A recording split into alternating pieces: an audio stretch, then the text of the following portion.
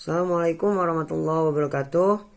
Perkenalkan, nama saya Muhammad Nur Jamil dengan NIM 2003004 akan menjelaskan tentang isi makalah fisika dasar yang tentang termodinamika perpindahan kolor pada masalah pengeringan padi dalam industri. Alhamdulillahirrahmanirrahim, puji dan syukur kehadirat Tuhan Yang Maha Esa. Berkat rahmat dan hidayahnya, yakni Allah Subhanahu wa Ta'ala, kami dapat menyelesaikan penyusunan makalah ini. Makalah ini berisi tentang konsep fisika termodinamika dalam kasus pengeringan padi di dalam industri.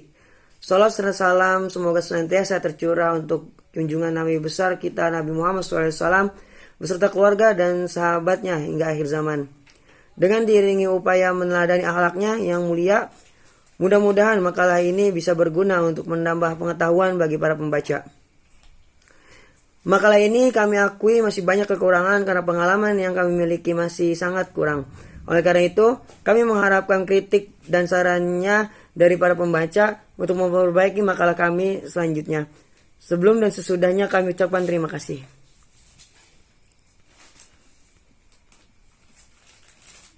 Makalah ini dibuat atas latar belakang yakni ilmu fisika, yaitu sebuah ilmu pengetahuan di mana di dalamnya mempelajari tentang sifat dan fenomena alam atau gejala alam dan seluruh interaksi yang terjadi di dalamnya.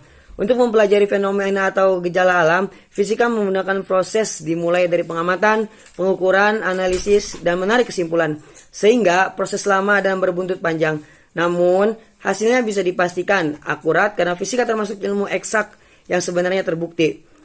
Termodinamika memainkan peran penting dalam analisis sistem dan piranti yang ada di dalamnya. Yang ada di dalamnya terjadi perpindahan informasi energi. Implikasi termodinamika berakupan jauh dan penerapannya membentang ke seluruh kegiatan manusia. Bersamaan dengan sejarah teknologi kita, perkembangan sains telah memperkaya kemampuan kita untuk memanfaatkan energi dan menggunakan energi tersebut untuk kebutuhan masyarakat. Kebanyakan kegiatan kita melibatkan perpindahan energi dan perubahan energi. Perpindahan kalor adalah proses perpindahan energi pada suatu sistem yang terdapat gradient atau perubahan suatu variabel suhu. Dengan kata lain, perpindahan kalor terjadi apabila dua sistem yang suhunya berbeda bersinggungan atau bersentuhan. Apa yang ada dalam perpindahan yang disebut panas. Dalam kata lain, kalor adalah sesuatu yang bersinggungan atau bersentuhan dalam perpindahan yang disebut panas. Kalor tidak dapat diukur atau diamati secara langsung, tetapi pengaruhnya dapat diamati dan diukur. Termodinamika adalah ilmu pengetahuan yang membahas tentang hubungan panas serta bentuk-bentuk energi lainnya. Asas-asasnya sebagaimana semua hukum alam, didasarkan pada pengamatan. Makalah ini memiliki dua tujuan, yaitu tujuan umum dan tujuan khusus. Tujuan umum bertujuan yang pertama adalah 1. Memenuhi tugas yang diberikan oleh mata dosen mata kuliah fisika dasar. Selanjutnya, melatih kerjasama mahasiswa dalam kelompok, melatih ketangkasan dan kesinggapan mahasiswa dalam memecahkan suatu masalah, melatih mahasiswa dalam membuat makalah, dan yang terakhir dari tujuan umum adalah menambah wawasan tentang ilmu fisika. Selanjutnya, makalah ini dibuat dengan tujuan khusus, yakni 1. Mengetahui hukum dan prinsip termodinamika, mengetahui hukum termodinamika dalam kehidupan sehari-hari, dan mengetahui penerapan termodinamika pada pengeringan padi di industri. Metode yang dipilih adalah metode penulisan. Metode penulisan yang digunakan dalam pembuatan makalah ini adalah metode perpustakaan dan dari sumber jurnal dan buku yang berkaitan. Makalah ini bertinjauan teori atau berlandaskan teori, yakni merupakan landasan yang dijadikan pegangan dalam penulisan laporan penelitian ini. Teori yang ada didasarkan pada rujukan dan disusun sebagai tahapan-tahapan dalam menganalisis permasalahan. Secara garis besar, tinjauan teori meliputi elemen-elemen dalam konsep fisika termodinamika pada proses pengeringan padi. Pengeringan alami dengan menjemur atau mengangin-anginkan dilakukan antara lain dengan pengeringan di atas lantai, pengeringan di atas rak, atau pengeringan dengan ikatan-ikatan ditumpuk, pengeringan dengan ikatan-ikatan yang diberdirikan, dan pengeringan dengan memakai tonggak.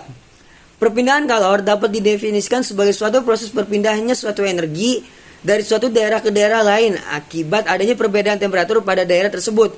Ada 3 bentuk mekanisme perpindahan panas yang diketahui, yaitu konduksi, konversi, dan radiasi.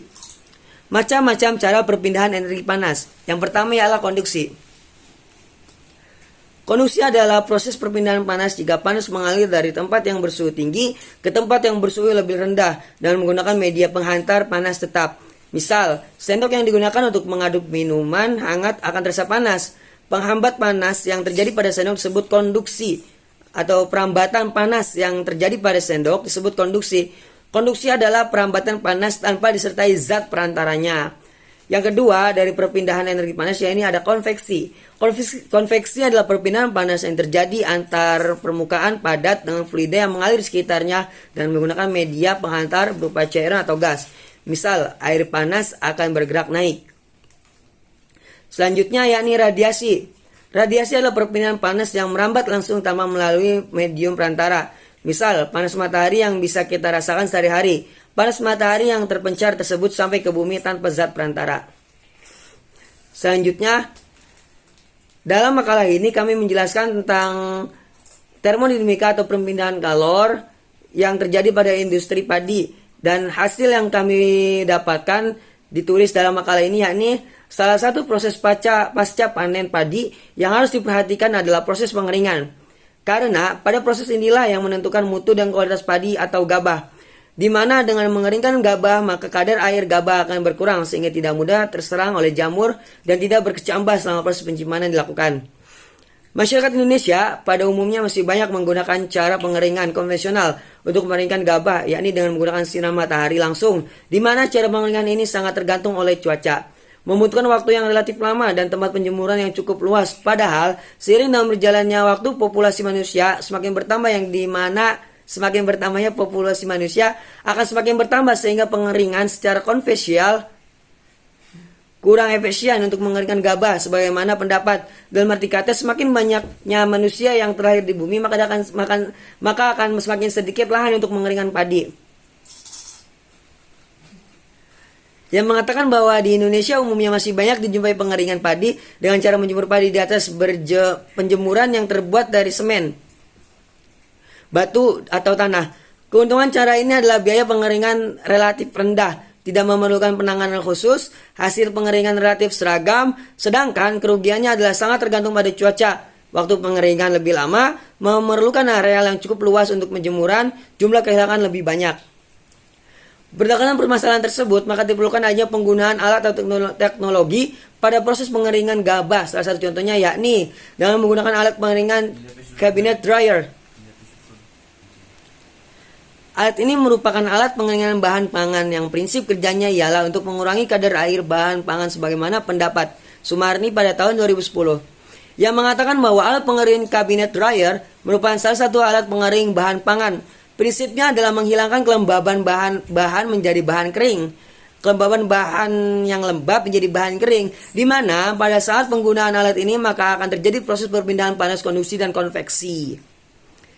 Perpindahan panas konduksi merupakan perpindahan panas yang terjadi tanpa disertai dengan adanya perpindahan partikel-partikel zat pada saat proses perpindahan panas. Pada saat proses perpindahan panas tersebut terjadi sebagaimana pendapat Fadli dan Mulfi pada tahun 2014 yang mengatakan bahwa perpindahan panas konduks adalah proses perpindahan panas yang mengalir dari benda yang bertemperatur lebih tinggi ke benda yang bertemperatur lebih rendah melalui benda penghubung yang diam atau tidak dalam mengalir.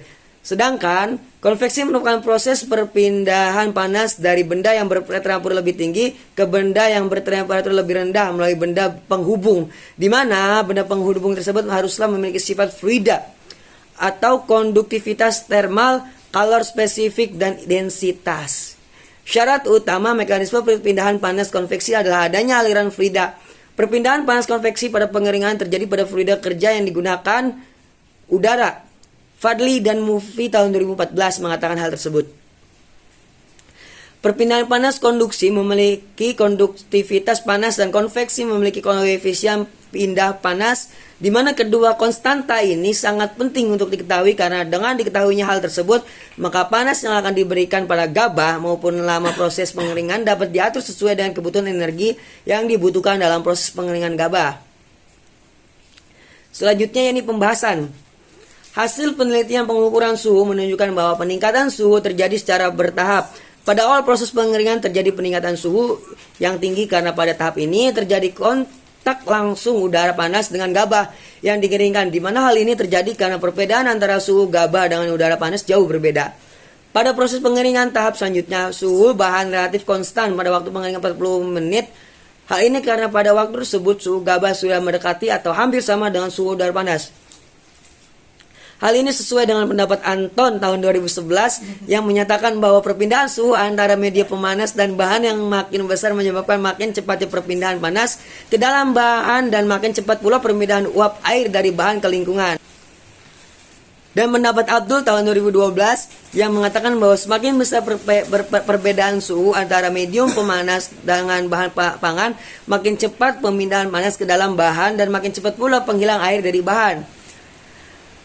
Hasil analisis perhitungan kadar air atau gabah atau hasil analisis perhitungan kadar air gabah menunjukkan bahwa perlakuan suhu dan lama pengeringannya yang berbeda menghasilkan kadar air gabah yang berbeda pula.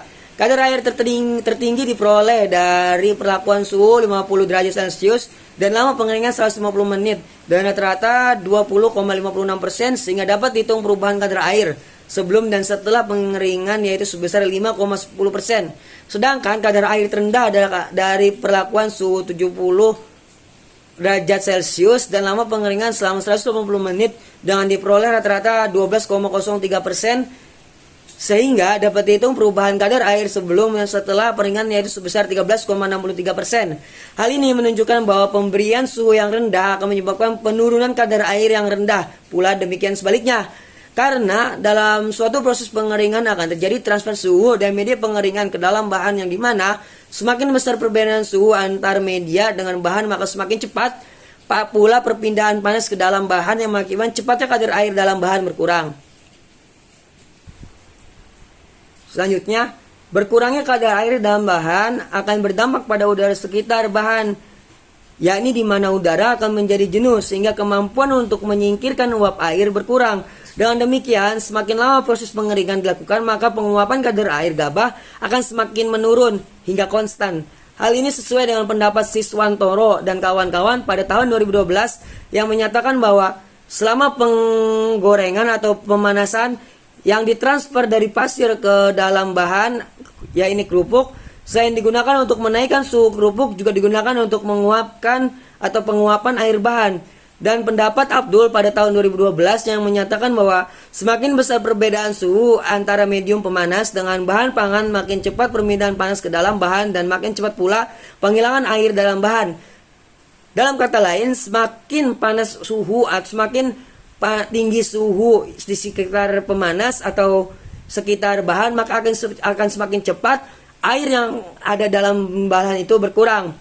Selanjutnya, air yang keluar dari bahan yang dikeringkan akan menjenuhkan udara sehingga kemampuannya untuk menyingkirkan air berkurang. Sehingga dengan semakin tinggi suhu pengeringan maka proses pengeringan akan semakin cepat. Persentase penguapan kadar air terjadi atau persentase penguapan kadar air terbesar terjadi pada pengeringan gabah dengan menggunakan suhu 70% selama 110 menit. Hal tersebut disebabkan karena suhu yang digunakan berbeda jauh dari suhu bahan yang mengakibatkan panas semakin cepat sampai ke permukaan bahan. Sehingga penguapan kadar air semakin cepat dan persentase kehilangan kadar air semakin besar. Pada tahap akhir proses pengeringan, peningkatan suhu gabah semakin konstan dan mendekati suhu udara panas karena kadar air di dalam bahan semakin berkurang, sehingga penguapan kadar air semakin kecil. Penurunan kadar air yang cukup besar di awal proses pengeringan karena pada tahap ini terjadi kontak panas dari udara panas ke permukaan bahan, sehingga penguapan kadar air mula-mula terjadi di permukaan bahan yang berlangsung lebih cepat. Dan pada tahap pengeringan selanjutnya, penguapan kadar air terjadi di dalam bahan yang disebut sebagai penguapan lanjutan.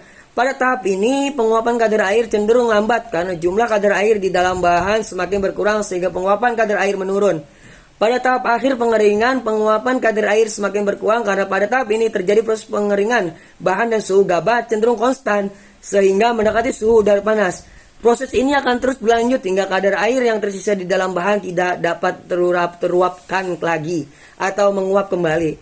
Hal ini sesuai dengan penelitian Asensio pada tahun 1999 serta Yam Saeng Sung dan kawan-kawan tahun 2002-an dalam Jamaluddin dan kawan-kawan pada tahun 2019 yang menjelaskan bahwa perubahan bahan selama penggorengan disebabkan karena hilangnya air terikat dalam bahan. Bahan yang dimaksud di sini adalah kerupuk. Pada awal penggorengan, mula-mula air bebas di permukaan keluar dan beberapa lama air bebas dalam padatan juga keluar mengakibatkan padatan menjadi menyusut. Setelah semua air bebas keluar terjadi pengerasan di permukaan sehingga sebagian air bebas terjebak di dalam padatan. Dan pendapat Abdul pada tahun 2012 yang menyatakan bahwa air bebas dapat dengan mudah diuapkan pada proses pengeringan. Bila air bebas ini diuapkan seluruhnya, maka kadar air bahan akan berkisar antara 12% sampai 25%. Selanjutnya, dari hasil analisis perhitungan kadar air gabah dapat diketahui bahwa penurunan kadar air gabah dipengaruhi oleh suhu dan lama pengeringan, di mana semakin tinggi suhu dan semakin lama waktu pengeringan, maka kadar air gabah akan semakin menurun. Berdasarkan hasil yang diperoleh dari perubahan kadar air, maka dapat diketahui bahwa dengan menggunakan suhu yang rendah dan lama pengeringan yang singkat akan menghasilkan perubahan kadar air yang rendah. Sedangkan dengan menggunakan suhu yang tinggi dan lama pengeringan yang lama akan menyebabkan perubahan kadar air yang tinggi. Hal ini sesuai dengan pendapat Sri dan kawan-kawan pada tahun 2013 yang menyatakan bahwa semakin tinggi suhu yang dihasilkan maka proses pengeringan akan lebih cepat. Serta pendapat I Gusti dan Made tahun 2011 yang menyatakan bahwa pengeringan adalah suatu proses pembuangan air yang terkandung pada suatu material yang dikeringkan. Pada proses pengeringan perlu adanya fluida udara kering yang mampu menyerap air di dalam material tersebut. Upaya yang dapat dilakukan untuk membuat udara kering adalah dengan melakukan pemanasan terhadap udara tersebut sebelum melintasi material yang dikeringkan. Dengan kondisi udara yang panas dan kering, mampu menyerap air yang membasahi material tersebut sampai kering dalam waktu yang lebih singkat. Konduktivitas panas adalah suatu besaran intensif bahan yang menunjukkan kemampuan untuk menghantarkan panas. Pada buku Falcon tahun 2008, proses difusi energi kinetik molekular pada suatu material yang menghantarkan panas. Walaupun mekanisme perambatan gerakan secara molekular pada perambatan panas hampir sama dengan perambatan dari suara dan sifat elektrik dan material itu, tetapi hanya ada sebagian dari hubungan secara teoritis yang bisa dicapai. Konduktivitas termal merupakan kemampuan suatu benda dalam menghantarkan panas. Konduktivitas pada panas merupakan properti dari suatu material yang menentukan kemampuan suatu benda menghantarkan panas. Materi yang memiliki konduktivitas panas rendah dapat disebut dengan isolator yang baik. Oke, cukup sekian makalah yang saya sampaikan. Pada makalah tersebut dapat kita simpulkan, yakni dari pembahasan di atas diambil kesimpulan sebagai berikut. Yang pertama yakni ilmu fisika yaitu sebuah ilmu pengetahuan di mana dalamnya mempelajari tentang sifat dan fenomena alam atau gejala alam dan seluruh interaksi yang terjadi di dalamnya. Kesimpulan yang kedua yakni termodinamika memindahkan peran penting atau memainkan peran penting dalam analisis sistem dan piranti yang ada di dalamnya. Terjadi perpindahan informasi energi. Implikasi termodinamika berakupan jauh dan penerapannya membentang ke seluruh kegiatan manusia. Perpindahan kalor dalam proses perpindahan energi pada suatu sistem yang terdapat gradient atau perubahan suatu variabel suhu. Kesimpulan yang keempat yakni kalor tidak dapat diukur atau diamati secara langsung, tetapi pengaruhnya dapat diamati dan diukur. Dalam kata lain, kalornya sendiri itu tidak dapat kita lihat atau tidak dapat kita amati dan diukur, akan tetapi dampak dari perubahan kalor tersebut yang bisa kita amati dan bisa kita ukur.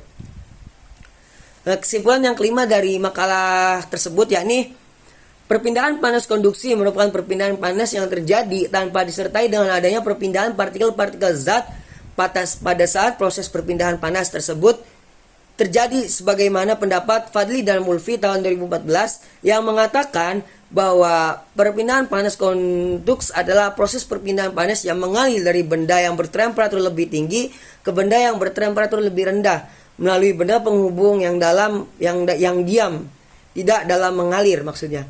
Selanjutnya perpindahan panas yang keenam atau kesimpulan dari makalah termodinamika yang keenam yakni Perpindahan panas konduksi merupakan perpindahan panas yang terjadi tanpa disertai dengan adanya perpindahan partikel-partikel zat pada saat proses perpindahan panas tersebut terjadi, sebagaimana pendapat Fadli dan Mulfi pada tahun 2014 yang mengatakan bahwa perpindahan panas konduksi adalah proses perpindahan panas yang mengalir dari benda yang bertemperatur lebih tinggi ke benda yang bertemperatur lebih rendah melalui benda penghubung yang diam atau tidak dalam mengalir. Kesimpulan yang ketujuh yakni dari hasil analisis penghitung kadar air gabah dapat diketahui bahwa penurunan kadar air gabah dipengaruhi oleh suhu dan lamanya pengeringan. Kesimpulan yang kedelapan, konduktivitas panas adalah suatu besaran intensif bahan yang menunjukkan kemampuannya untuk menghantarkan panas. Selanjutnya yang kesembilan yakni konsep dasar konduktivitas panas adalah kecepatan dari proses difusi energi kinetik molekular pada suatu material yang menghantarkan panas. Selanjutnya kesimpulan yang terakhir yakni materi yang memiliki konduktivitas panas rendah dapat disebut dengan isolator yang baik. Pada makalah ini kami mengambil daftar pustaka atau mengambil referensi dari jurnal yang pertama yakni diciptakan oleh Ahmad Abu Hamid tahun 2007 tentang kalut dan termodinamika di Universitas Negeri Yogyakarta. Selanjutnya yakni Ivan Aditya Gunawan pada tahun 2013 tentang pengeringan gabah dengan menggunakan pengeringan resirkulasi kontinu tipe konveyor pneumatik di Universitas Diponegoro Semarang. Dan referensi yang terakhir yakni Rizka Rusli dan kawan-kawan pada tahun 2018 tentang konduktivitas panas dan koefisien pindah panas pada proses pengeringan gabah dengan menggunakan kabinet dryer. Baik, sekian dari saya. Mohon kurang dan lebihnya saya mohon maaf. Wassalamualaikum warahmatullahi wabarakatuh.